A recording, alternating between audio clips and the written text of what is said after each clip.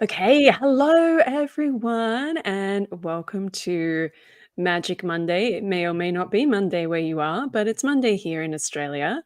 And today I'm super, super excited because we have Valerie Love here with us today. And I don't care if anybody else comes on this call. I'm just really happy to be here with you. Oh, I'm so glad, Vix. I'm so glad. Thank you. I'm such a big fan of yours. I I'm a love big fan your of yours. yes. I love your vibe, your whole vibe, and your creations, and you're such an inspiration. You're really an inspiration. Oh, it means so much. I mean, it means so much when anybody says that, but it means so much when it comes from somebody that you like. I think you're amazing. I think everything that you're doing is incredible. I've been following you for many, many, many years. And Thank you. so it's really exciting that we've like just kind of recently connected, and I came on your podcast on your YouTube a little while ago, a couple of months ago now, I think. But Yes. yeah, I'm so excited to have you here. I'm so glad we've connected because I just, you know what it's like. And for those who are here watching us live, like we know what it's like. We are just there's so many people out there who are teaching spirituality, who are sharing this stuff, and it's really nice to connect with those people that just feel really genuine and authentic, and you're just like you're in your power and you're doing the work and you're sharing your experiences, and it's just so exciting. Thank goodness. And I never picked this as a career path. I never knew this was going to be my life. I Mhm. didn't know, had no idea. I would And love for you to share that story with us. How did yeah, you end up here? oh my goodness. You know how the path kind of goes like this, right? It's I was raised in the cult of Jehovah's Witnesses. So when I was about 3, 4 years old, my mother met a Jehovah's Witness on the street corner. And he answered all her questions. She was there talking to him for over 2 hours. We were coming home from the supermarket, so her food in the shopping cart melted. It was a hot, sunny summer day in Harlem, New York City, USA. And from there, she took off going to the Kingdom Hall with me and my little brother in tow. And we lived with my mother's mother, with my maternal grandparents. And so my maternal grandparents were not big Christian people. My mother wasn't a big Christian people person. We were aware, of course, of Christianity, and of course, I guess it was kind of like the family religion, but it wasn't like people go to church or anything like that. There was a Bible there, and you know the stories from the Bible. But my mother went full force into it, and so she came home from the Kingdom Hall one day, and she told her mother, whom we lived with, her mother and father, that there was going to be no more Christmas, no more holidays at all, no more birthdays at all for the children, for me and my little brother. I didn't really understand the implications of that. And my mother's mother said, well, that's fine and dandy for you, but don't think that you can tell me what to do in my house. So there was kind of a little bit of they worked it out, they navigated it, yet there was a definite energy shift when my mother went full-fledged into the cult. There was definitely an energy shift, and they had to work it out, and they did work it out over the years, because they were very close. Both of them are now in the realm of the ancestors. They were very close. And so when I got to be 26, 27, 28, after having done everything that the Jehovah's Witness cult told me to do, they told me to knock on doors, I knocked on doors. They told me to go to the Kingdom Hall 5 times a week, I did that. They told me to get baptized, I did that. They told me to marry a nice Jehovah's Witness boy, I did that. Have some kids, have a little family, have your little house, come to the Kingdom Hall continually, and that's going to be your life until, you know, quote unquote, the great beyond, where it's going to be a paradise. And I always, Vix, you ever find yourself in a place where it seems like everyone else is yes, yes, yes on board, and you're the one that's like, I don't know. Something about this is not quite right. It's not landing all the way in here Yeah. for me. But all these people that I really love, it seems to be the be all end all for them. It's not for me. So they started talking about me strangely. I was reading books on Buddhism. My soul was searching because I couldn't get the answers I was looking for. I just couldn't get the answers. And I didn't know what I was looking for. I really didn't. I didn't know I was looking for the occult, magic, witchcraft, creating your own life, manifestation, law of attraction, all of that. I didn't know I was looking for that. And so I left after a soul crushing depression. I was so depressed after I had my second child. I looked around my life and I said, whose life is this? I don't want this relationship. I don't want this house. I don't want this religion. I don't want this life. Like other people told me to make this life. This is not the life I want. And so when I told them that I was leaving, they were like, well, where are you going? Oh my goodness, this is terrible, so forth and so on. And I left and saved myself from a depression because I almost took myself out with a bottle of pills. And the thing that brought me back from the edge was my two kids, because one at that point was newborn. I was nursing her, and the other one was 3. And I said, oh my goodness, who's going to take care of the kids? I just felt like they would be devastated if their mother wasn't here. It would just be too much for them. So I said, I'm gonna stay. And then one day I heard the voice. The voice started talking to me. And in my depression, it said, get up. And I got up and said, get dressed. And that was like a huge task just to get dressed. And it said, go outside. And I went outside. And I stood there on my porch. I still remember I stood on my porch just looking around like, what am I going to do? What am I going to do with my life? Everyone I know is in the cult. They told me not to make friends outside of the cult. Like, I don't have anything outside of this life. And it told me, look up. And I looked up at the sky and I was like, wow, expanse blue. And then it said, breathe. And I, wow. That was like my first breath work. And then it said, walk. And I walked and I breathed and I looked up at the sky, and that was my therapy. And then books started coming to me, and then I would be in Barnes and Noble and I would get another book, get another book, get another book. This was before the internet. This was before all of that. This was like 30 years ago. So there was no YouTube to find out what was going on with me. And at times I thought I was crazy, you know.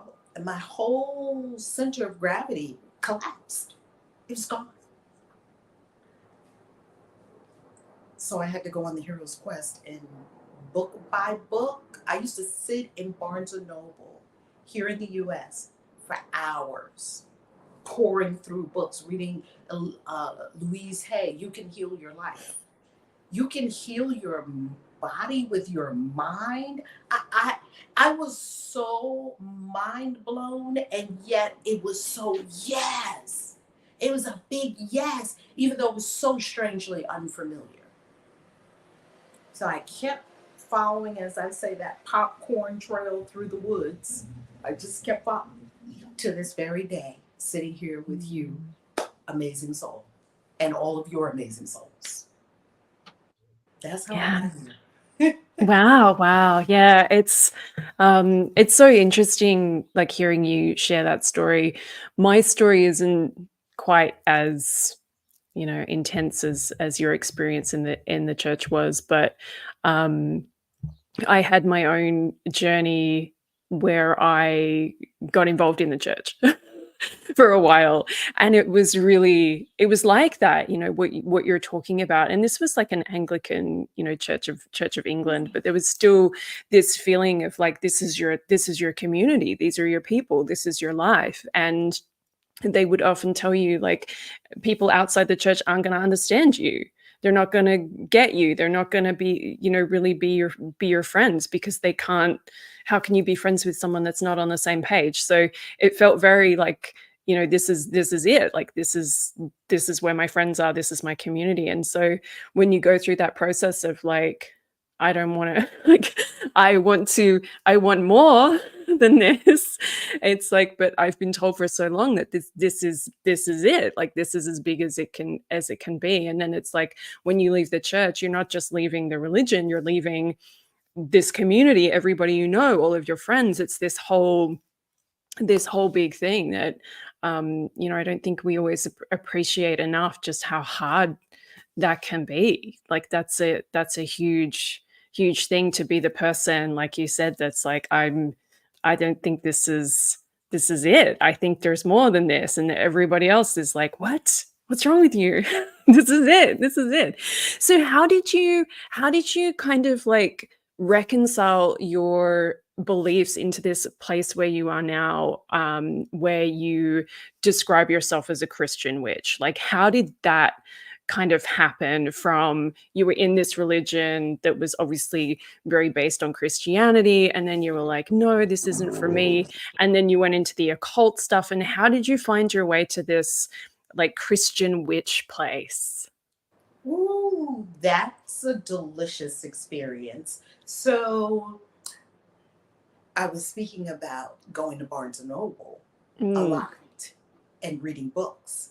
So I'm so thankful for books and for all of the authors like Scott Cunningham and all the authors that were writing books. That's why I'm really passionate about reading books, recommending books, and sharing books, because books really helped me. Because we think about a book as a person took a realization or a set of ideas and put it into an order that they could transfer it into someone else's brain.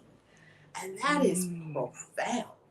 So I would be in Barnes and Noble. I was searching. It's almost like I think when people's soul wake up, because my soul was waking up, it's ravenous. It wants to just devour just this and Hinduism and Buddhism and all. So it was so much. It was like it was like a candy store. So I would go on Barnes and Noble, and I didn't know what I was looking at. So first I started off in the Christian inspiration section, and I would read things by Mhm. T.D. Jakes, because it was familiar. Christianity was Mhm. familiar. And then I would venture over to the section in Barnes and Noble where they had all these books that are like those sale books, like $5.99 and whatnot. And they would have these big books on Buddhism. They were so beautiful, and mandalas and all of that. So I started picking up a couple of those books. And then I noticed that as I kept going into Barnes and Noble, I kept going deeper into what they call personal transformation or transformative studies in Barnes and Noble, where you would see like psychic books and mediumship. And then the guilt started to kick in. Like, Mm. oh, you're not supposed to do that. The old programming from the religion. Oh, your soul is going to the devil, kind of thing. And so I noticed that I just kept going, and I started buying books on Wicca, buying books on psychic mediumship. I bought a lot of Doreen Virtue's books because it was palatable to me. I could do Mm. Doreen Virtue. I loved her books. I loved the angel things. I dare not get a set of cards though. Couldn't do it. Dare not. Mhm. A lightning bolt would strike my hand as I went to reach for the card. you know? And so books, one book at a time. And like I said, there was no YouTube, there was no social media, there was none of this. And so one book at a time. And in Barnes and Noble, I had so many revelations. I would just sit in Barnes and Noble, get a coffee or a tea, and a stack of books like this. And Mm. then I would read about Wicca, and I would read about this, and I would read about that. And it was, even though I had left the cult and I was now broadening my circle of friends, I still was around Christians, because I said maybe it was that religion that didn't sit well with me. Let me check some others. So I went to some other Christian churches. I went to Baptist churches, and I was like, not quite. And then I went to Methodist churches. And I was like, oh, this is nice. And they have the nice little fellowship hall where people eat the food afterwards. But nah, you know. And then I went to a non-denominational church. And I was like, okay, I can kind of be in a so I was in a non-denominational church for a while, and that was okay. Yet the people there, whenever I would talk about something with regard to spirituality, it would still be, oh, no, no, no, no. Mm. So I realized, okay, I don't think there's any denomination of Christian, because I was still somewhat reluctant to let go of the whole Christian thing, because it meant something to me, you know. It just wasn't, the religion wasn't for me. I knew that. So one day I am in Barnes and Noble, and now I'm at the witch books. So I've read Wiccan books, I've read psychic mediumship books, and I'm there, and I start rocking back and forth. And I've always been a super intuitive person, and I've always been a person that felt like I was having experiences with spirits, and I was having a lot of things going on. So that was just always my life ever since I can remember, ever since I was a little girl. And so there I was standing in Barnesville, but I was having this experience of rocking. And I'm thinking, okay, something's rocking me. I knew that much from all the books I had read, that you're the universe and the universe is you, and it's sending you messages, and you got to pay attention and you got to meditate and all that. So I was into all these, spiritual practices, so I could get these answers like, what am I supposed to be doing with my life? And so sure enough, I looked down. I knew something was seeking to get my attention. I looked down, and there was this book there on witchcraft. I cannot even tell you, Vix, what the book was. I picked it up, opened it, and it fell open to a page. And it said, "A witch is born and not made." And it said, even if you have all the accoutrement of a witch, it doesn't make you a witch. And Mm. even if you don't have the accoutrement of a witch, all the accoutrement of the witch, if you are a witch, you're still a witch. Even though you don't have the crystals and you don't have this, you're Mhm. still a witch. And something about that resonated with me. I don't know if witches are born or not made. The part that really resonated with me is, you're a witch, and you don't have to have crystals to prove that you're a witch. That was like a ding, ding, ding, ding, ding. I'm a witch. Wait till all my Christian, friends and family find out about this. And so I began going in that direction of witchcraft and studied deeper and deeper into Wicca. Wicca just wasn't my thing. Like, I loved it. I went to lots of rituals because it was really the only kind of witch back then that you could be, Mm. because this was no social, like I said, no social media, and there were no points of reference, and there were no witches on the corner saying, hey, come and study here or there. So there was this magazine. It was a metaphysical magazine called Pathways in the Maryland, DC, Maryland, Virginia area where I used to live. They call it DMV for DC, Maryland, Virginia. And this Pathways magazine was a metaphysical magazine. And so we would look on there. There was no meetup.com. There was none of that, right? We would look in there, and all the metaphysical shops would advertise that they were having classes or workshops. All the retreat leaders would advertise retreats in there. So every time the new Pathways came out, I would just grab it. It would be in libraries, it would be different places throughout the community. I would grab it and I would just flip through.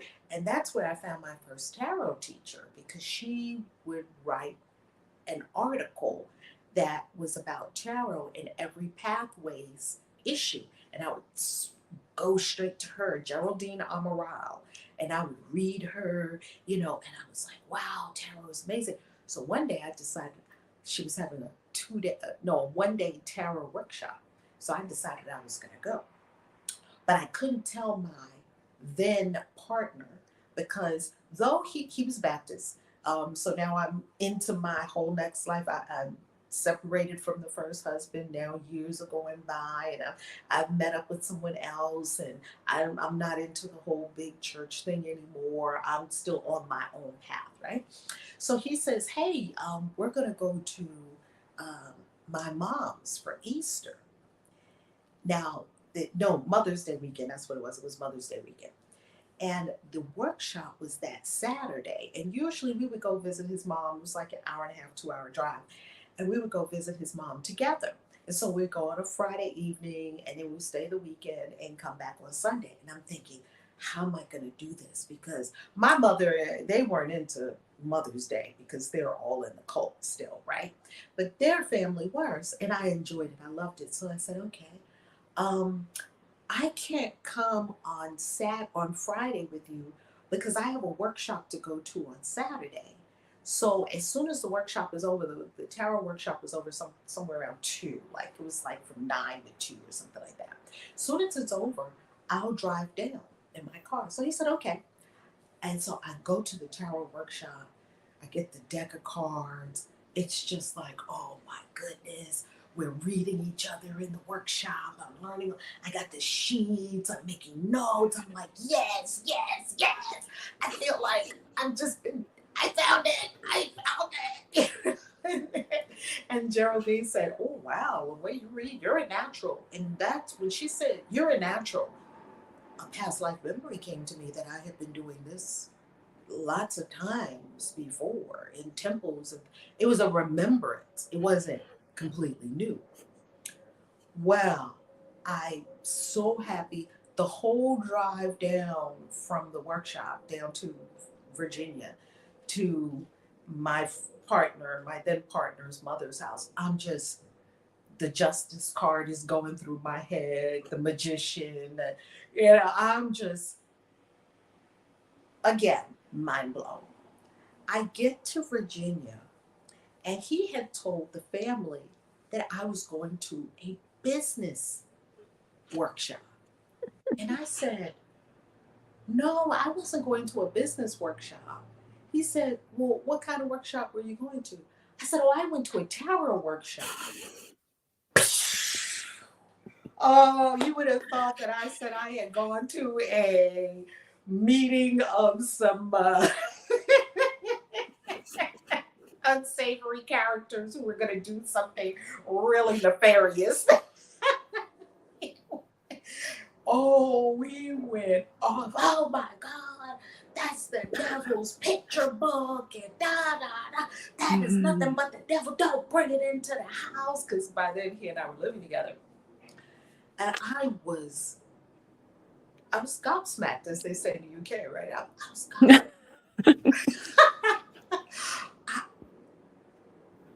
And so you ever be on like this high, and then you meet up with this bam, like it was like I had ran into a wall at 1,000 miles an hour. What just happened? They actually hate this. Like it was like hatred and venom was coming out. And I didn't know what to do with that. So I took it underground. I started hiding. I started hiding my tarot decks and so forth.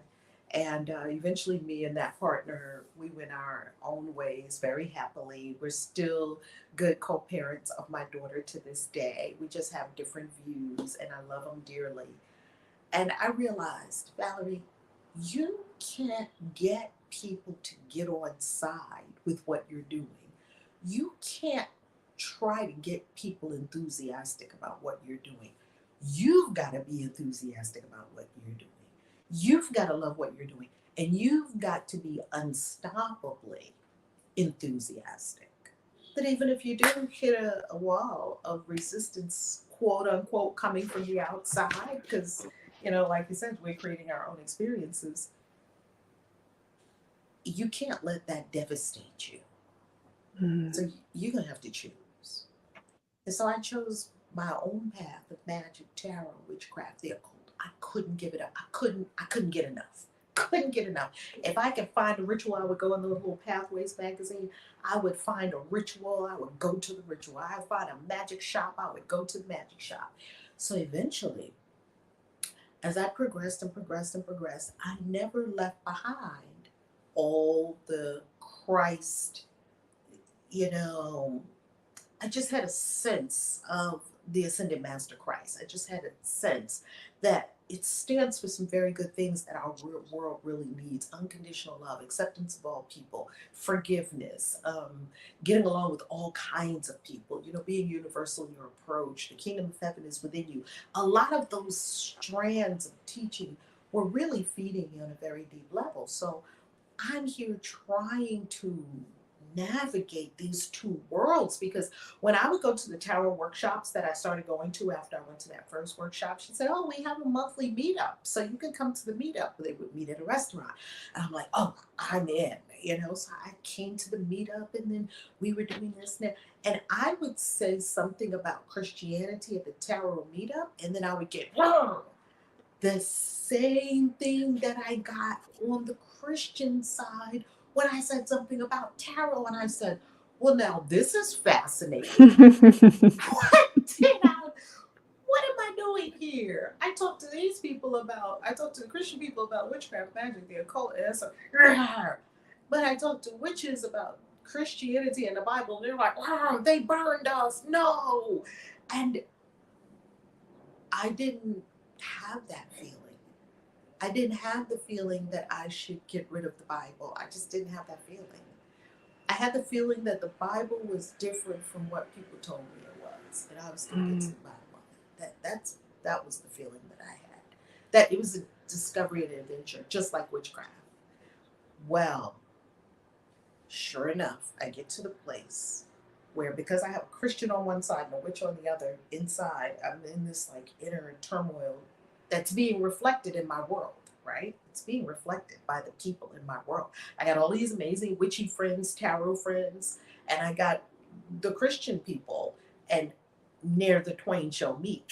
Watch what you say when you're in these camps. Because when I first came out as a Christian witch many years ago in 2011 is when I publicly stated it on a YouTube video. I had already been doing it in my own life. And when the word Christian witch came out of my mouth, I was shocked. I almost did not upload the video to my YouTube channel because I was like, what is that? I don't know anything about that. And if they were going to hang me before, now they're going to burn me and hang me. No, I'm not doing it, you know? And literally, Vix, I was uploading the video and my hands were shaking on to press the upload button of the video I had just recorded about my story of, you know, being Christian. And something told me, don't throw all that away. And so I performed the alchemical marriage. I did a spell where I fused my tarot deck with my Bible and I wrapped it. I love this. This is amazing. I had to do something. I was in two camps. It was like pulling and it's not because Christian and witch. I always tell our peeps this, our global family this. It's not because Christian and witch are inherently opposing. They are not. I feel like Christ was one of the biggest witches, wizards going, right? It's that the judgment and the thought processes that were in my mind made me think that they were two different things that could never coalesce. And I was not right about that. That I'm glad I wasn't right about that, because it wasn't fun to be there in this tug of war in myself, soul upheaval that I was experiencing. After I performed the alchemical marriage, and I actually wrote a marriage ceremony of a Christian marrying a pagan, and because I was in a ministerial school by then, I started to go to intervisions. I entered intervisions in 2006, and I graduated as Minister of Spiritual Consciousness in 2010. So 4 years. So in that period, I one of the things that the ministers do is we write celebrations. We write like a baby. How would you do a baby blessing, or a baby naming ceremony, or welcoming a new soul to the planet? How would you do a crossing over transition if you were speaking at a homegoing service? How would you perform a wedding? And how would you perform a wedding with people of different faiths and paths? And so I picked a Christian and a pagan getting married. Little did I know that I was writing the wedding for myself. It was an alchemical marriage. And that, I still have it to this day. And it did something to my consciousness, and it began to alchemicalize and coalesce, and to see that, and I could drop the againstness, I could drop the separation, and I could deepen into oneness, that it's all one. It's all one. And that's how I came to peace.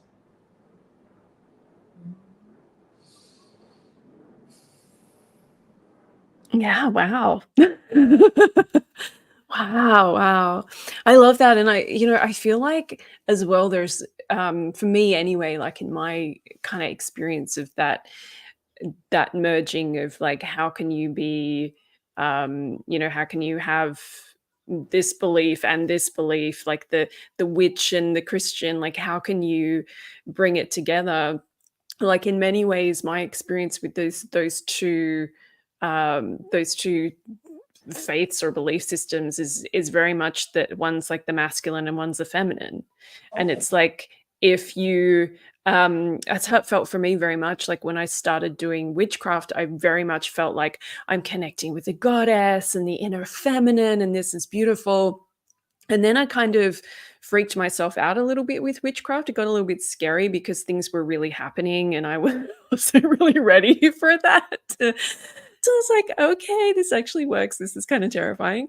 And then I found myself in the church. And to me, it felt really safe because it felt like, oh, Jesus is like the father who's just going to look after me, you mm, know? And then it was like this sort of process of like, well, I still want to have my, my wild and free feminine energy, but I still also want to feel protected by that, that kind of masculine energy. So just hearing you speak about how you had this like marriage of these 2 parts, it just really made me think about, yeah, in terms of like how everybody these days, we're all trying to balance the feminine and the masculine within, because we're all kind of all over the place with that stuff. mhm. You know, Mm, that's an interesting perspective. I love that. And I have never thought of it in those terms. That fits perfectly with mm, the Christian and the witch.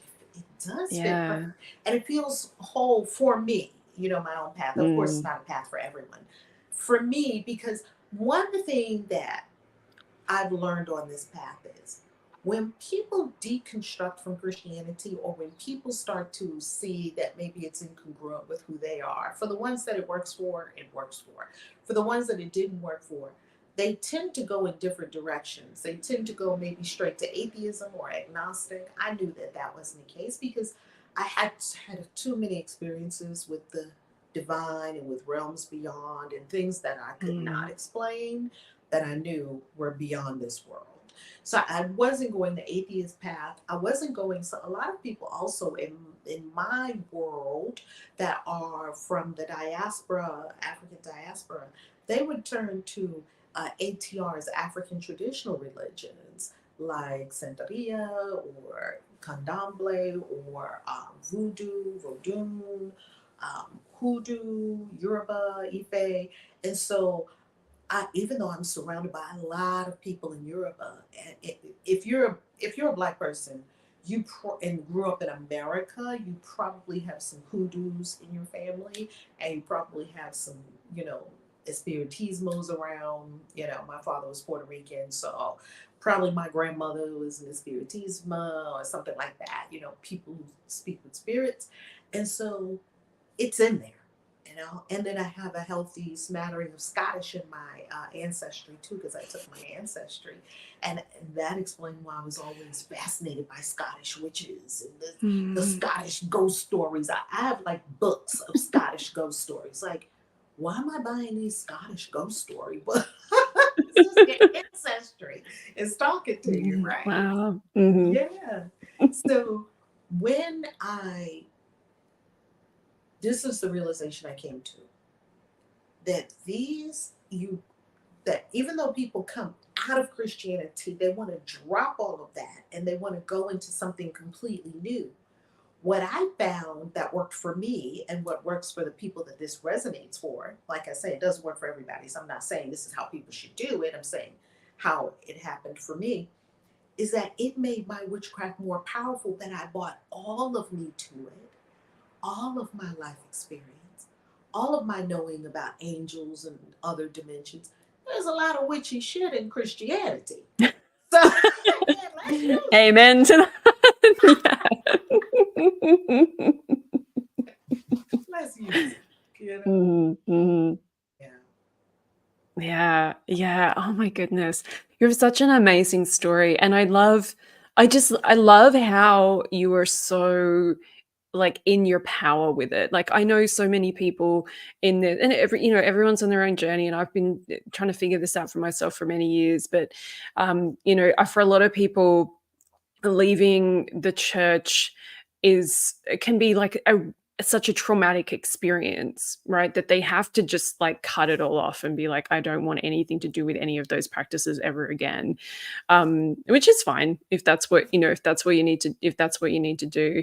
And then you see people converting from being a witch, and then they're like, I'm converting to Christianity, and we've seen that some public figures have kind of done that.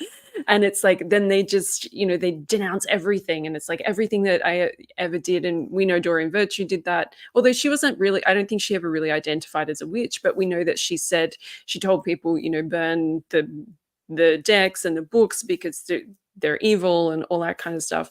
And I find it really, I have found it difficult, like you are kind of made my peace with it now, but I found it really difficult to stand in the center of that space and say, well, this path has some good stuff and that path has some good stuff. Like we don't have to just say that whole thing is evil or that whole thing is terrible. And it's, yeah, I think it's there's a lot of people in my community who really identify with this idea of like, can I be both? Like how can I look at all of the traditions of the world and say, actually, kind of like Jesus, he was a really cool guy and he said a lot of great things, but I also feel like I'm want to be a witch out in the woods. Like how do I kind of then do that. make that work? Yeah. Do all of that you just described. Do all of that. Dance with Jesus in the woods. Oh, I love that. Ah, yeah. Yeah. It's liberating, isn't it? It's liberating. It is really liberating. And I felt like that for a long time too, where it was like I felt like I had to pick a side. And you spoke about how these people over here were like, that's terrible, and those people are like can't go over this way. And I found in my experience of especially like sharing some of my beliefs and the things that I do online, there's always kind of, whenever I talk about Jesus, there's always this backlash. Like people don't want to hear about Jesus, and you have to be really careful how you're like, oh, I do this, if it's not for you, that's okay.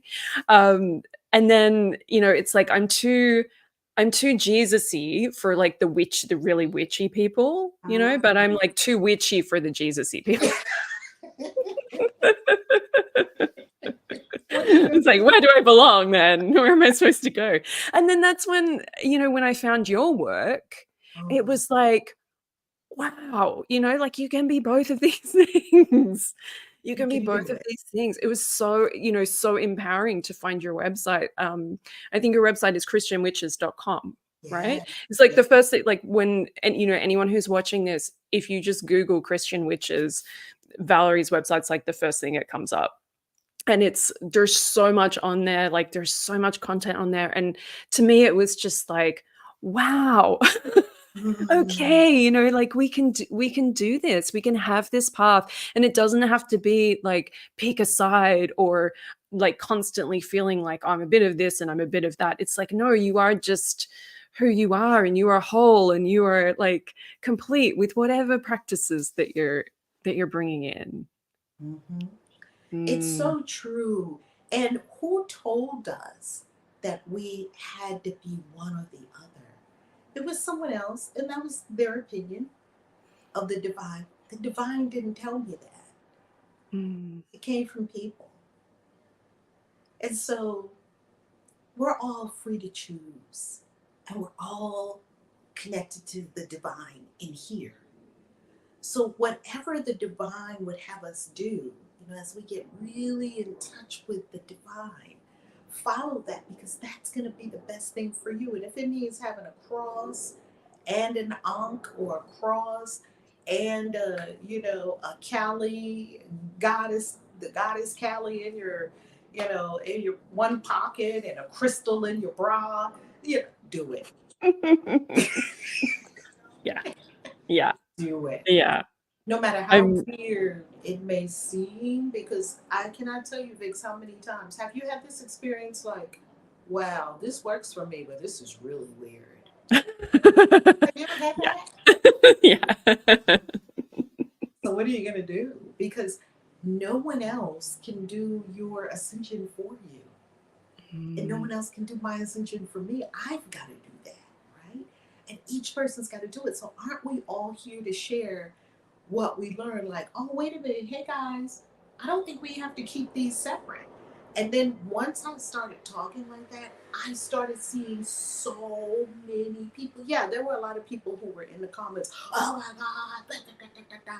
You know, we understand that. The people that I really, really am here for are the ones that say, oh, wow, I was thinking the same thing. Oh, I'm a Christian and I have a tarot deck. Don't tell anyone. Yeah, people would tell me they had their tarot decks wrapped in newspaper, hidden in a drawer so no one would. Some people had their tarot decks and implements in a paper bag, a nondescript brown paper bag that no one would mm, go in and no one would ever know. I started hearing stories about people who were talking to fairies, and one person was talking to fairies, and her grandmother told her, you need to believe in Jesus, not fairies. And she didn't know what to do because she had this relationship with the Fae world and the Fae kingdom. And I told her, you can do it all. You can do mm. it all. And sometimes all we really need is someone to say that with the same level of certainty that the people who are telling us that you can't do it all. Yes. Yes. Yes. And that's what I love about you, because you are just so in your power in this space where you sit in, you're so comfortable in your seat that it makes it okay for everybody else. And we just had a comment over on Instagram. Um, Mira LaBruja is just saying how much she loves this conversation. I've always taken bits from everything and created my own belief system. And I always felt like I was alone in that. Mm. You're not Yeah. alone. Mm. Because isn't a spiritual practice really about doing what makes your soul sing? Like you can tell when you're on something that's like, I call it finger in the socket, like, Mm. right? Mhm. Mhm. Witchcraft does that for me. The occult, when I get my herbs and my candles and my all of it, and my rituals and the full moon and my cards, and I'm in my world, like it's like, just like when I'm, in Christ consciousness and thinking of stories from the Bible. There's a witch in the Bible, the witch of Endor, and a very interesting thing about that witch in the Bible, she was spot on with everything she said. She was a necromancer that was able to call up a dead person just like that. And she was able to get the accurate information, and exactly what she said is exactly what happened. So it's very interesting when you look at the witch of Endor. And you know what I always found fascinating about that story? Because I've just read that story in the Bible so many times, because the Bible is so multi-layered and multi-dimensional and multicultural and multi-millennial, right? Across many millenniums. When I peel back that story, it's very interesting because King Saul went to her, and after he had run out all of the soothsayers, diviners, magical practitioners, priests, they kept running all these people off. Like, no, it was a bipolar thing in the Bible. No, we don't want you. Then they come back. No, we don't want you. Then we come back. So Yeah. this Yeah. was, they keep doing that in the Bible. At this point, he had run them all off, right? And then he was not hearing from source. He couldn't get guidance. Where was the first place he said, where's a necromancer? Where's a diviner? Where I need, and isn't that the same thing that happens with magical people today? When the doctor can't do anything more for you, when this person can't do anymore, you're at your wit's end. You probably call a witch or a diviner or a medium Mm. or a psychic or And when he called, he called his men together and said, "Get me one of these people." And the people, his dudes were like, "You ran them all off." And he was like, "Well, get me one." And they were like, "Well, there is one over in Endor." And I always wondered, how did they know where the necromancer was? How did they know? All of them knew where she Mm. lived. They were like, "Oh, well, there's one over there." It was like, "Take me." Isn't that Mm. interesting? Like, there's always the witch's hut in the woods, and everyone knows where it is. And Mhm. that people, may tip, and, they need an abortion, or they need a potion, or they need to love something, or they need to get rid of something bad in their life, kind of thing, right? They know where the witch is. So they knew where she was. And when they went to her under cover of night, she lets them in and they ask, "We need you to call up someone from the dead." And she's like, "Oh no, you're trying to get me in trouble. You're trying to get me killed because, that stuff is outlawed." And he reveals who he is, that he's the king and that he can't hear it. And she's like, "Oh my goodness." She's like, "Oh, okay, these people are just a mess." And so she's like, "Okay." And he has a promise, like, "Don't worry, nothing bad will come to you. I'm not trying to upset, or kill you or anything like that." And she says, "Okay, who do you need to talk to?" And he tells her, and she says, "Okay." And she does a ritual. It's right in the Bible. She does a ritual right then and there in her home, calls up exactly who King Saul wanted to speak to, Prophet Samuel. And she and the Prophet Samuel have a conversation. Now, they can't see Prophet Samuel. So she describes to him what he's wearing. This man is wearing this, that, and the other. And they're like, "Oh, yeah, that's the one. You called up the spirit of the Prophet Samuel." And when she's talking to him and she's telling Prophet Samuel what's going on with the king, and the prophet tells him, the king is not going to win this. He's going to be dead, and his son is going to be dead within 24 hours. And she's like, "I got some bad news for you. It's not good. You're not going to win this battle. It's some big battle." And it was the night before the battle. He's so upset. And so she tells him, "You're not going to win this battle, and your son is not going to survive it either." And he just loses it. Like, he's just like, oh, he's just so just inconsolable. And you know what she does? She fixes a meal for them. You know, I often wondered why this whole story was in the Bible, right? She fixes him a meal. She's like, "Oh my goodness, look, come on, man, you got to get yourself together. Come on now." And she's Mhm. helping him, and then she's like, "Let me bake some bread for you." It's middle of the night. She's making bread. She's getting food. She's consoling him. She sounds like a witch. She sounds like my Yeah. kind of witch. Yeah. Yeah, she sounds very cool. It doesn't she? And I always wonder, what's wrong with that story? Like, nothing ever in the whole Bible telling of it, you never get that there's anything wrong with the witch who actually did this. It's other Mhm. people who tell us, who put a meaning on the Bible story. But if you just read the Bible, you don't get that. Yeah. Yeah, wow. Wow. Just had someone, posting a comment saying how that you're a wonderful storyteller. Oh, Like, thank yes. you. Yeah, yeah. I feel like that was better than, like, trying to read it out of the Bible, you know? Like, the Bible is just it's tough, like, that's a heavy going it's a heavy It's a heavy going book. text. You used the Mm, exact word that came to my mind, heavy. mm, It's a heavy mm. book. Yeah, yeah, But I yeah, I find that the Bible has in it astrology and necromancy and psychology. It's got astronomy and astrology. It's got the Queen of Heaven. There's this story in the Bible where Jeremiah is trying to get the women to stop worshiping the Queen of Heaven.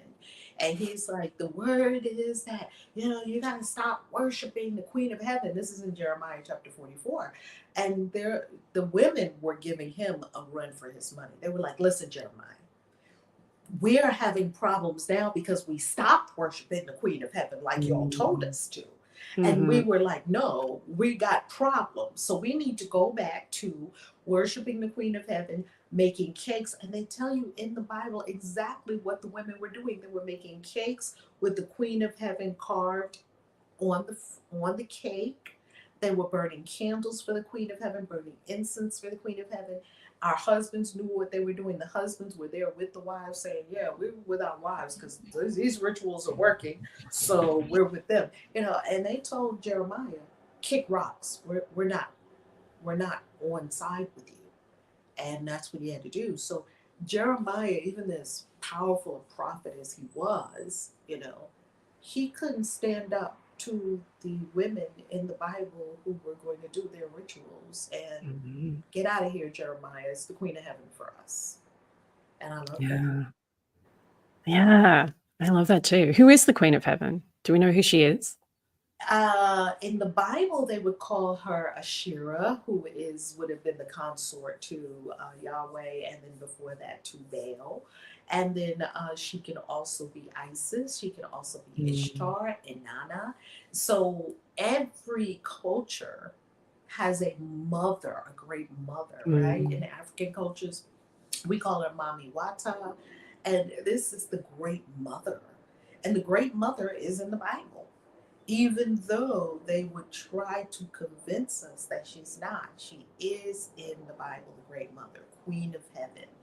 And the great mother was so revered as who can take tiny tadpoles, turn it into a human being inside your own body, be a house for it for the better part of a year, and then push it out into the world, and then be able to feed it for another year or two.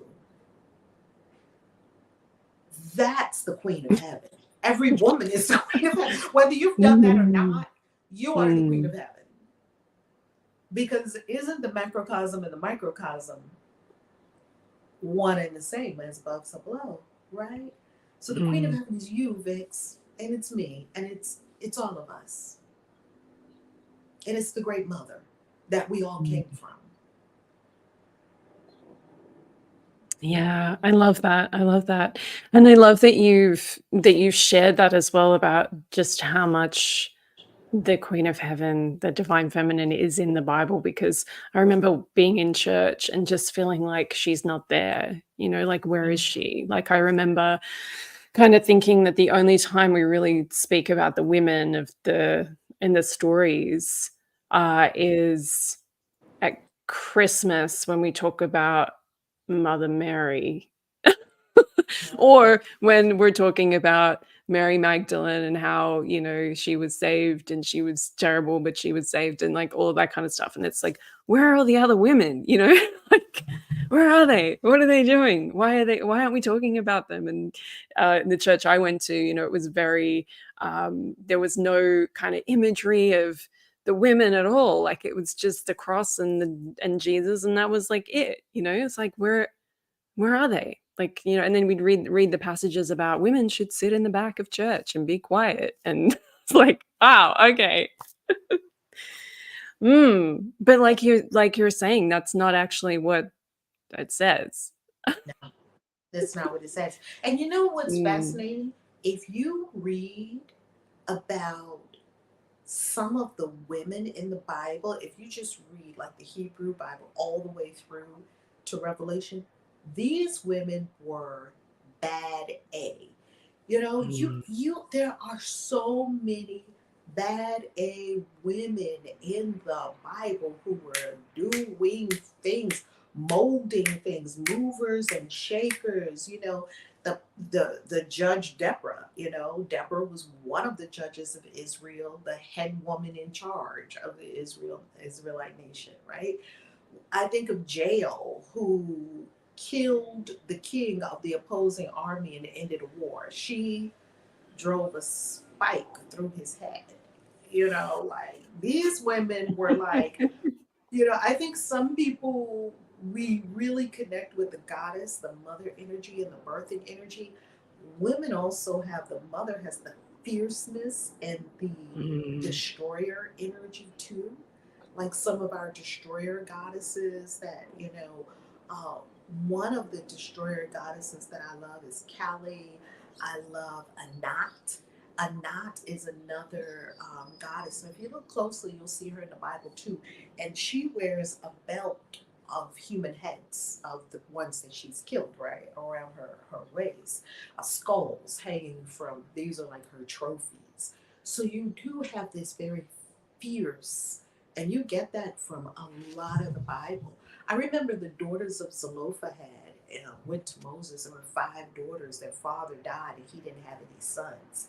And the 5 daughters went to Moses and said, hey, our father doesn't have any sons, so we want that land.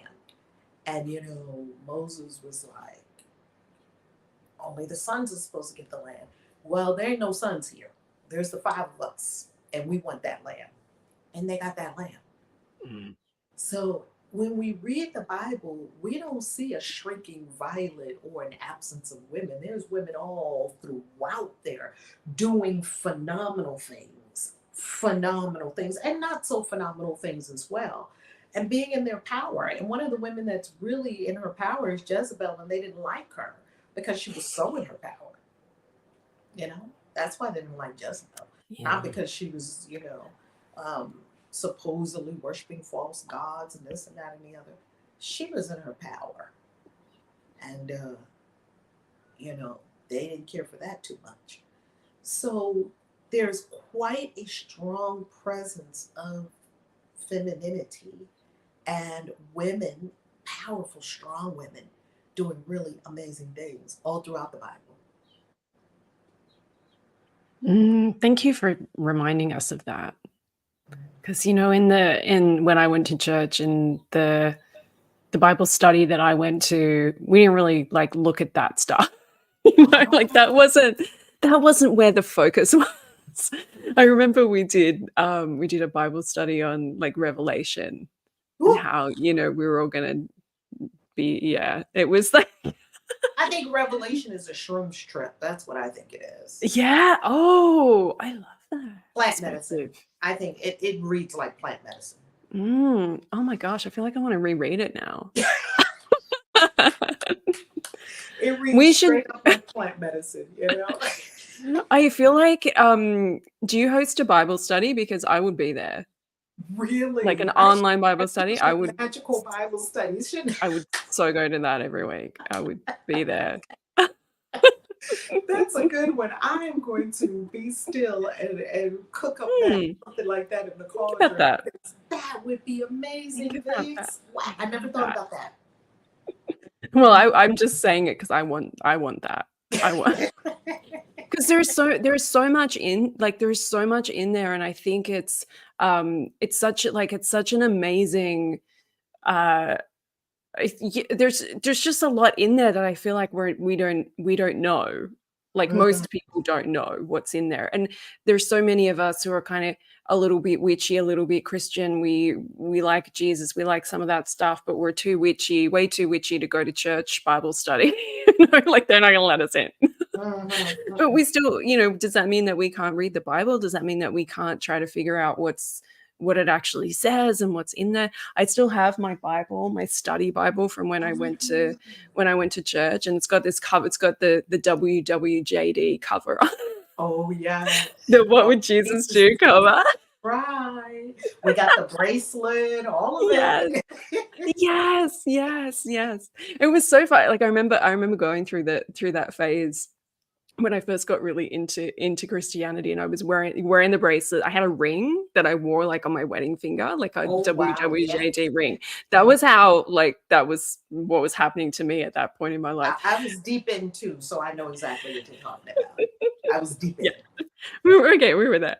But I remember I kind of remember, and this is just my experience, but I was walking around really thinking about that. What would Jesus do? And then I that was almost started off the reason why I left the church, because I felt like what would Jesus do? Well, he wouldn't be he wouldn't be doing this. He wouldn't be at church saying this. This was just it started to become so confused to me, because I just felt like Jesus was this separate thing that wasn't even at my church, you know, like he was, yeah, he was so like, yeah, it was, I remember like one of the things, like I never got baptized when I was at the church, and I really, Okay. really wanted to, like I was desperate to get baptized. Oh, wow. But the minister at my church, he wouldn't do like a full immersion. And I was like, if I'm getting baptized, I'm getting baptized the way Jesus got baptized. You know, like I Wow. want to have the real experience. And he was like, well, no, that's not how we do it in this denomination. So that to me was like, what? Why aren't we doing, you know, like I just wanted to go down to the river with my friends on a Sunday afternoon To and the just, you know, river. someone dunk me. Yeah, Like, you just know, that's what I wanted. that's right. But he was like, no, you can't do it. You can't do it that way. And so, How do you know, they do it? as yeah. Oh, they do like the sprinkle on the head, you know, the Church of England little sprinkle. It's very polite. It's just Yeah. very, yeah, it's Yeah. very polite. But that's not what I wanted. I wanted to be like in the mud, in the like just, you know, that Dunk was me. just dunk me. That's what Just I dunk. wanted. But I That's never what I had. I had that, and mm, I can appreciate it. I think it's a ritual, just like yeah. it's a water ritual, just like we do in Mm, witchcraft. We do water hmm rituals in witchcraft. Christianity has a lot of pagan elements to it, which I love, and I consider it to be pretty much a pagan religion. That's mm, my take on it. It has a triune Godhead. You know, it's not monotheistic, and it celebrates a lot of the wheel of the year, right aligned perfectly with the wheel of the hmm year, hmm right? And I did a YouTube video about 7 aspects of Christianity that are pagan, and from Easter to Christmas, all of it is pagan. So I think there's already a natural, you know, affinity. mm. Mhm. Yeah. Well, we've got people in the comments saying that they will come to Bible study. We have people want this. Okay, well, me and Tracy want this. I Um, love it. We're gonna have to do it. I love it. I yeah, love it. We, you know, yeah. we have coming up next month. We have the Christian Witches Convention, and once a year, yeah, we do. I wish I could be there. I feel like I'm manifesting like sometime I'm gonna be there with you. Oh yes, because you've got to teach. You've got to come and teach it I'd because love we to. have It different always just teachers. looks every time you post about it, I can, you know, and everyone will probably have this experience when you see something and it's like a retreat or a course or something, and you just feel like, I want to be there so badly. Yes. Oh, well, we would love to meet you in person too. So you'll get there one of these years. We have it every year. And so you'll get there one of these years. So maybe we might whip out a little Bible study and record it and maybe do some kind of ongoing Bible study. Wow, you've really Mm. got my wheels turning now because I love the Bible. It's just fascinating. It's a fascinating book. Mm. Yeah, I love it too, but I feel like my experience with the Bible has been so surface. You know, Oh, it's just the surface, just the basic stories, my dive into Revelation. Like, you know, I sort of get you know, the basic idea of what's going on, but I know there's so much more, you know, like I know on a soul level, there's so much more in here than what I'm picking up so far. And I would love to have someone like you who like really knows what's going on to like take me through that journey. ooh, that would be so fun too. Because you know, I got my Mhm. first Bible when I was 3. They said, Wow. "This is your Bible. Don't put it on the floor. Don't write in it." It was like this very holy wall. Couldn't write in it. Couldn't fold it. Couldn't, take extra care of it. You have to keep it, someplace, so and bring it and read it every day. So it was really drilled into my head from like age 3, 4 to age 20 something when I left the cult. It was about 26 years that they were drilling Mhm. that. So I read it a lot, and it the religion wasn't based on the Bible. I can say that. None of these religions are based on the Bible. They created a religion and then they tried to pick cherry pick the scriptures that would prove the point. But I could make up, I could probably make up a trumpet religion and prove it from the Bible, because there's a lot of trumpets in the Bible. Oh my Religions you could gosh. make up Yes. prove with the Bible if you want to go that route. You got the scripture to back it up. Yeah, you can pick out a lot of trumpet scriptures. There's a lot of scriptures with trumpets. Yeah. I see your point there. Yeah. We have Mira LaBruja said she's also down for a Bible study, witchy Bible study. So this is like this is growing. This is something. I'm gonna have to really do this. I feel like now I'm just trying to like force this upon you because I want it. Because you want it. I'm with it, Vix. Because I never thought of it. It's such a delicious idea. Never thought. And I would never think that a bunch of witches would want to sit around and have Bible study. Like, who does well, that? there you go. Christian witches do, right? So I love that. Yeah. Quite the discussion on the Christian witches TikTok also. Ooh. And oh my goodness, it's really, really helping people deconstruct from what the Christian story is to your spiritual path and owning your sovereignty and your magic and breaking. It took years for me to break that, just deconstruct. It took years for that. So just talking to people about hell and the invention of hell and that it's not real, and a lot of things that people are in fear of, they don't need to fear. There's no angry God. There's no angry God. We were told these things. There's no angry God. So hopefully it helps relieve the fear. Yeah, it does. Like everything that you share is just, it's, I know there's so many people who are in my community who are like, still in the closet, and they come from that Christian background, and it's like, how can I possibly be okay with doing this other stuff when you've been so programmed, you've been told so many times, this is evil, this is whatever, this is what's going to happen to you if you follow this path. And it's just so inspiring to see that you're out there just like pushing down the tower. You're like, this isn't it, people. This isn't it. We have another person saying they will come to Bible study. Everyone's calling it witchy Bible study. We've got a couple with two people in two different places. One person on YouTube and one person on Instagram who both called it witchy Bible study. They both want to come. Both said witchy Bible study? They did. Yeah, they did. Oh, that's a sign. I view that as a sign. That's a sign. I feel like you need to just... Amazing. It would be amazing. Because even all the astrology in the Bible, all the 12s, tons of astrology in the Bible.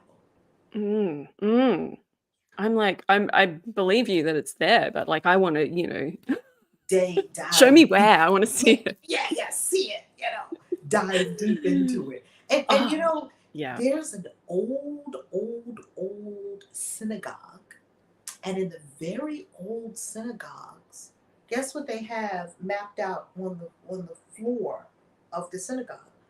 The zodiac. Wow. Yeah. In very old synagogues, possibly some of the synagogues that Jesus was in. And those are not publicly talked about.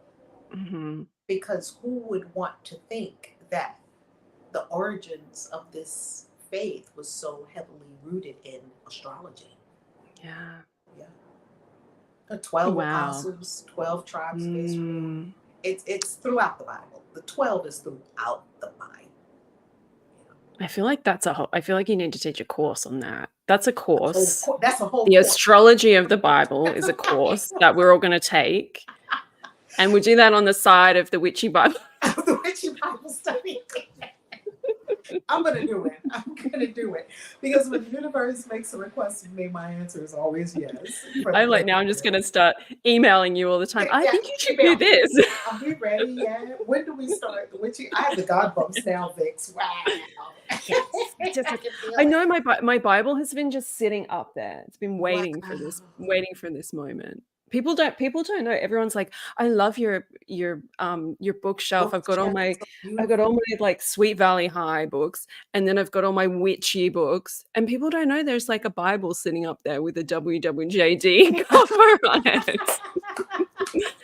Like, I hey, love it's a part of my journey. And it's, like you, I left the church and I got into witchcraft, but I didn't leave it all behind. I tried to leave it all behind, and then Jesus started coming to me in meditation. So I was like, okay. Okay, that's interesting. Oh gosh, I this have has to been tell amazing. you, don't leave all of that. You're gonna need that. Why did you come in Mm, as a soul? And why did your soul choose to be somewhere where it was going to be in that experience? So you need to bring that into this and you integrate. Integration is mm, the key. One yeah. last thing I'll say about this too in this moment is that there is an excellent book about this called Crystal Paganism. Mm. Have you ever read that book, It's Crystal? on my list. Oh my goodness, that book is so well done, so Mm. well written. And there is a word in there that I had never seen before in my life. And I'm big into words. I'm an author of 25 books, so I'm big into words. And the word is a perspectival. And the authors describe it, they define it as the ability to hold two perspectives at the same time without any inherent conflict. Mm. A perspectival is what they call it. You can be a perspectival when it comes to Christianity and paganism. And they are crystal pagans and they're a perspectival. And I thought, wow, the ability to hold two ideas. You can hold two or more ideas in your consciousness without any inherent conflict. And you can still be completely at peace while holding these Mm. ideas. And then see what these ideas do. See how they morph, see how they play. I love that. I love that. Now I feel like I need to put that book a little bit higher on my list. It's Maybe a we could do a book club as well. ooh, a Can book we club. do like can we Ooh, have the a books. Christian witch book club as well as everything else? Ooh, you're giving me the rest of my work for the rest of the year for 2024. You've given me the I'm course, the Bible study, and now book club. I'm good at the ideas. I'm good at the You're very you good should at see that.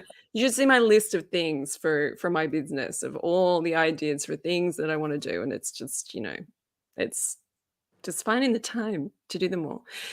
Tracy's just said in the comments, I'm seeing this as an opportunity to heal from the negative association I have with Christianity from my childhood.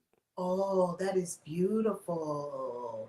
Oh, that's so beautiful. And that's the Mm, beauty of this healing work. This work is very healing because there are a lot of people that we call them church hurt.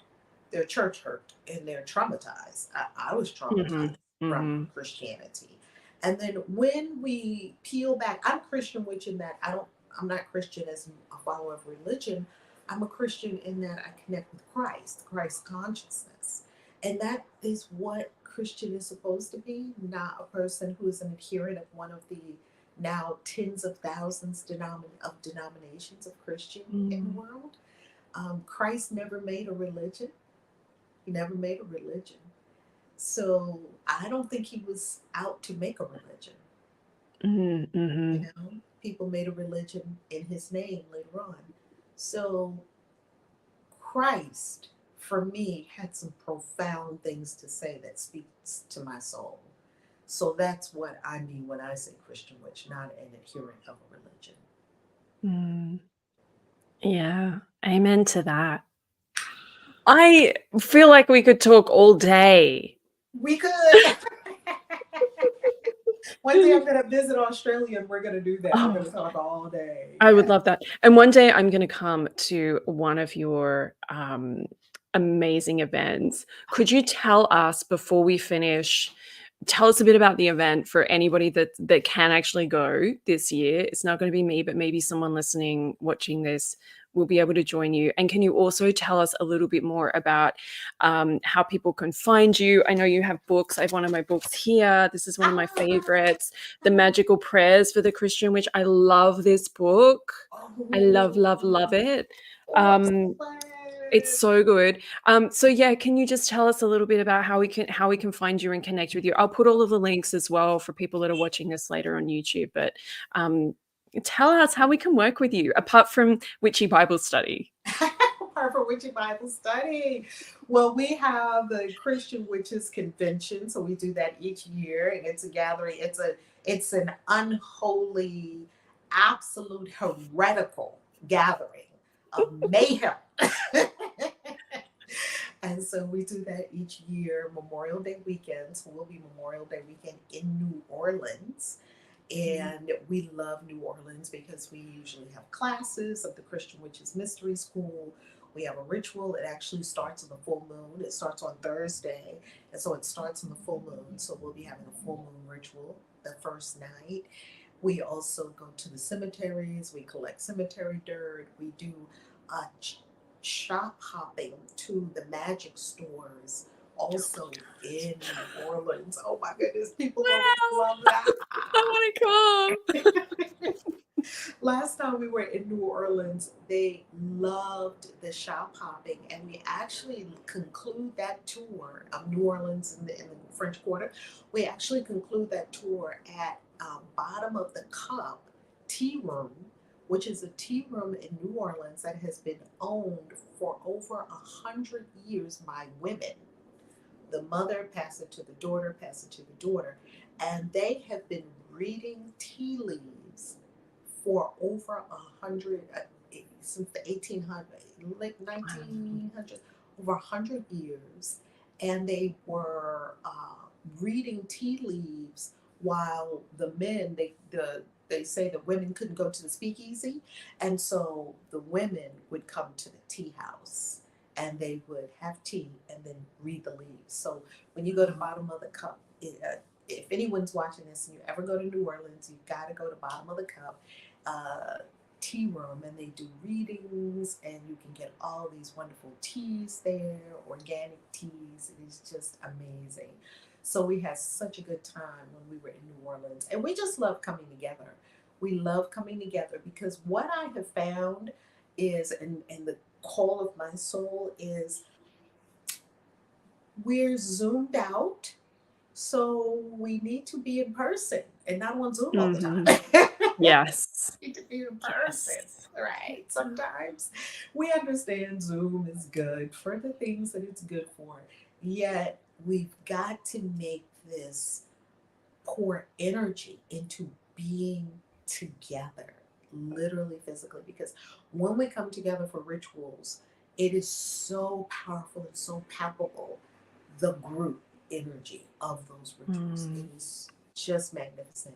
So we love that. Then in October, for my birthday, we're going to be in Salem again, doing an event called Enchant Fest. We're going to be in Bali for the Lionsgate in August. And so, yeah, and we love doing the rituals. So when we were in Egypt last year for the fall equinox. So we did a ritual for the fall equinox. So whenever we have our events, we'll also be in the mystery school. The Christian Witches Mystery School will also be in Sedona on 11/11 for our 11/11 rituals. Wow. The Christian Witches Mystery School started off as an in-person school, completely in person, and eventually we do have classes that are online, which you can see at christianwitches.com. But when we were in person, people there, I'll tell you what the favorite class is of all the classes we teach in the Christian Witches Mystery School: demonology. Hmm. People love studying about entities. They love it. It's really Interesting. fascinating. Yeah. Yeah. Yeah. And why Lilith would not be considered a demon, even though some do consider Lilith a Mm. demon, and we do not. And we love Lilith.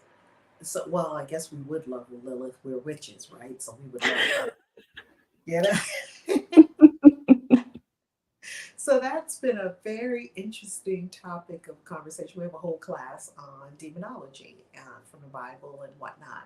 And especially we like working with some of the apocryphal books of the library too, like the book of the Bible, like the book of Tobit and the Maccabees and Daniel Bell and the snake, and just a lot of really, they have a dragon in that story, that Daniel killed a dragon. They're not talking about dragons in church, but that's the kind of stuff I want to talk about. I want to talk about dragons. Yes, yes. Yeah. This is the Bible study that I want to be This on. is the Bible study. We're going to talk about dragons in the Bible study. I'm here for that. Here for that. So fun. Love it. Oh, well, I hope that just hearing you talk about those events as well, it's like, I want to go to that. I want to go to that. I want to meet you there. That sounds good. I love that you're doing all of this. And I know you have so much online content as well. I'll put a link as well into this for your YouTube channel, because your YouTube, people could spend months just going down the rabbit hole of your YouTube.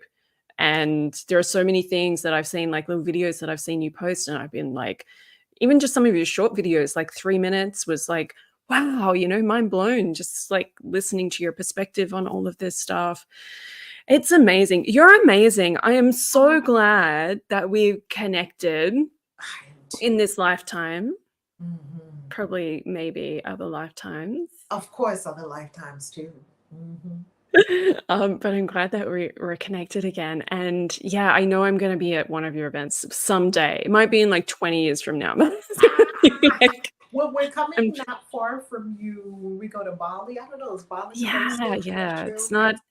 It's not that far. Like it's a bit easier than going to the US. But maybe one of our Bali retreats, you can hop over and say hi. Yeah, I would love to do that. Maybe you should also do a retreat to Australia. Oh, that would be great. Oh, I would love all the way here. Maybe you could do one at like Uluru, like in the center, like the red center. That would be good for me. If you could. Really? That would be perfect. I'd love to go there. I love it. I've always been fascinated by Australia, especially also hearing a lot of stories about the Aboriginal people of Australia is quite stunning. Yeah, there's some amazing energy here. Yeah. You can tell.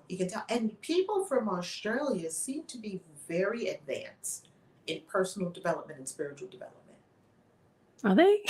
Are they? No, you don't think so? I don't know. That's my impression of people from Australia. Or maybe I don't have the accurate impression.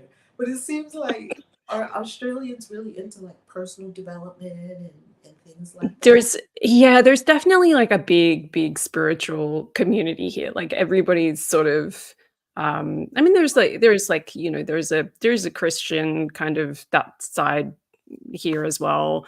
But yeah, there's definitely like a lot of people who are open. Like I feel like people are open here, more open than even like when I lived in the UK. It felt like people were kind of very reserved about their spirituality, whereas here people are more likely to be like, oh, sound bath, I'll go to that. Oh, let's go see what this weird thing is.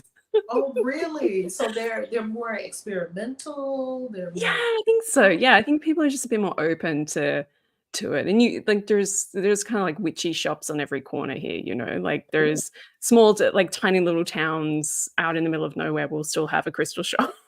Ooh, I love that. Yeah, which is cool, which is very, very cool. We have another person in the comments saying that they are super interested in demonology resources. So I think that needs to be part of the witchy Bible study. We need to add that. We can add that in. That's a fascinating topic. You know what I will give as a resource for anyone wanting to study demonology, because we use it as one of our textbooks in the Christian Witches Mystery School, is the Testament of Solomon. That book is incredible. The Testament of Solomon. And it's like one of these older grimoires. You know how they have all these grimoires that have been circulating for hundreds of years. Some of them rooted in practices that are thousands of years old. So in the Testament of Solomon, it has probably one of the most incredible dictionary of demons that you will ever read about. And we study these things, and we study it not because we think that the information in there is completely accurate and factual. What it will what it will remind us of is that everything has a spiritual core. So if a person has some kind of issue with defeat, or some kind of issue with mental issue, or some kind of emotional issue, or some kind of growth, or some kind of fungus, or some kind of this, or some kind of that, all the different things that people have in the body, this reading the Testament of Solomon will remind us that these are spiritual in nature, they're energetic, and that we need to address it. Yes, address it in the third dimension. Yes, go to a doctor, go to a healing professional, go to whomever you're led to go to. And while I always tell people, while the doctor is working on your knee, you work on your consciousness, right? You get to the energetic core of that thing, of why the thing is showing up in the knee, or why this pain is here, or this back pain, or this thing and that thing. So I think that's one of the biggest takeaways from watching those, reading those demonology accounts, because it shows us how much spiritual activity is going on in the universe at all times. This is a super busy universe, full of spirits. Yeah. Which I like. Oh, goodness. Okay. All right. I feel like if I don't end this now, we will never, we will never end this. Which, could be okay, but I know you have things to do tomorrow. So you might want to go to bed. Yes. I'll get a little nap before my early flight in the morning. Yeah. Yeah. Oh my gosh. So for everyone listening, I'll post the links if you're watching this later. I'll post all of the links over on YouTube in the comments, so that you can find Valerie, you can find her website and her social media and all of that stuff. This has just been amazing. I'm just so grateful for this conversation and for knowing you, because you are just like, you really feels like you're doing something that a lot of like no one else is really doing in the way that you're doing it. We have one final question. If we can probably maybe go to like 2 more minutes. Yeah. Tracy's just asked in the chat, do you have any kind of like tips for the solar eclipse tomorrow? Oh wow, that's a big one. That's a big question. Wow, that's not just a quickie, is it? Yeah. If I were to say it in quick terms, I would say be still. To be still. It is the perfect time to be still. Yeah. Right? Because when so many energies are going on, March was a doozy, and now we've got April. There was so much in March happening with the supermoons and the spring equinox, and it was just so much happening in March. And it was a lot happening energetically, and it was a lot happening with the religions of the world too, because Lent and of course Lent and Easter, along with Passover, along with Ramadan, were all aligned. And so you had all the Abrahamic religions in this period of ritual, in a ritual mindset, and a prayer mindset, a mindset of giving up something, like the Christians do in Lent and in Ramadan, fasting from only eating after sundown, right? And having to complete your eating before sunup. And we've been in countries, Arab countries during Ramadan, and it is so powerful. because all of the people are united in we're going to put away food, as Christ did too, right? He put away food for 40 days in the story. And we're going to not be focused so much on the physical. We're going to put our focus beyond the physical, and we're going to prove it by putting away food for these hours. And so March was such a doozy. Now here we are with April with the eclipse. I feel like that's what I will be focused on, is being still within, even though I've got to travel tomorrow, I'm going to an event. I will be being still even more intentionally than ever in the energy of the eclipse and listening. So I guess I would go with that scripture, be still and know. I love that. I love that. And I've actually I just recorded a meditation that I've been doing over this time. And it's a meditation for radiance and ease.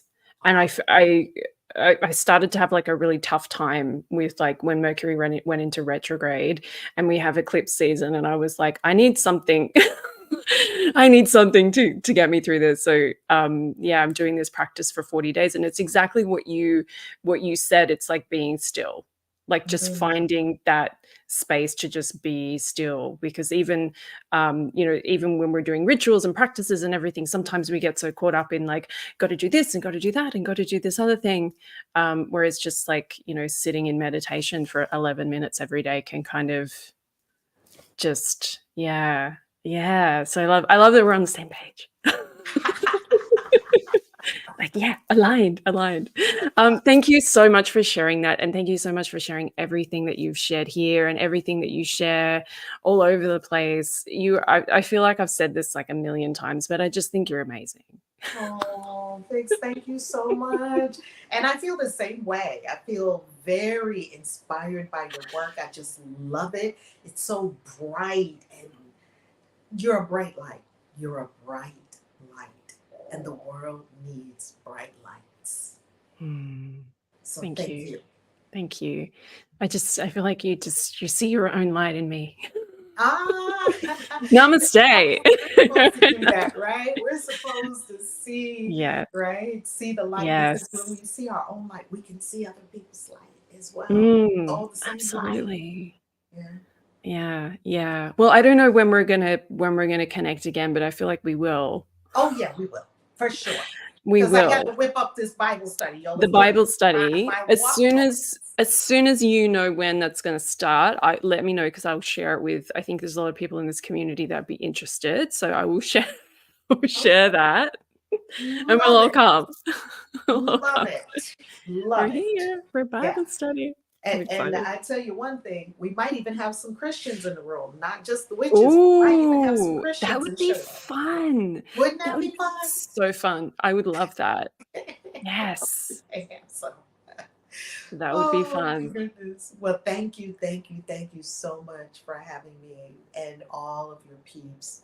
And peeps, make sure you take good care of Vix. Make sure you do likes and comments and interact with all her content, because it matters, right? It does. That's how it spreads. Yeah. It does matter. Yeah. It's so helpful and so appreciated. Okay. Well, thank you, Valerie Love. Thank you, everyone who's been here listening and connecting and sharing. This just feels like it's been really, really powerful and really healing as well. I know there's a few people who've mentioned in the comments that, that this has been a healing experience for them to just hear you speak about all of this. So thank you. And I will see you somewhere sometime soon. Sounds good. Lots of love. Bye, everyone.